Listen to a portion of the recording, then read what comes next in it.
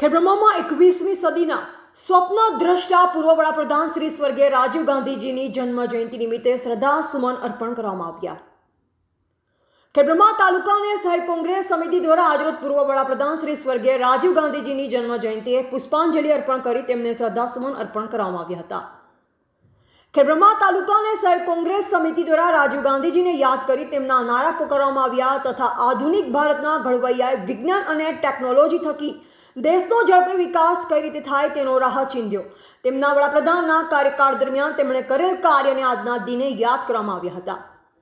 સ્વર્ગીય રાજીવ ગાંધીની જન્મ જયંતિના કાર્યક્રમમાં ખેડબ્રહ્મા તાલુકા કોંગ્રેસ સમિતિના પ્રમુખ ભમરસિંહ ચંદાવત અને શહેર કોંગ્રેસ સમિતિના પ્રમુખ શ્રી અમિત શર્મા ઉપરાંત ખેડબ્રહ્મા નગરના કોર્પોરેટર શ્રી અનિલભાઈ વણજારા, ગુદરજી પ્રજાપતિ, ભારતીબેન વ્યાસ સહિત રોહિતભાઈ પટેલ, હરપાલસિંહ વાઘેલા, યોગેન્દ્રસિંહ, ભીખાજી ખાન, આકાશભાઈ, પરેશભાઈ, ભરતભાઈ પ્રજાપતિ, સમંદર કાકા, કે કાપડિયા, લાલાભાઈ ભાવસાર, વલ્લભભાઈ પટેલ, ડોક્ટર કિંજલ સોલંકી, પુંજીરામ, ઈશ્વરભાઈ ઓળ, ધર્મેન્દ્ર પટેલ, અમરતભાઈ પરમાર, રતિભાઈ વણજારા તેમજ રાકેશભાઈ પરમાર સહિતના મોટી સંખ્યામાં કાર્યકરો ઉપસ્થિત રહ્યા હતા।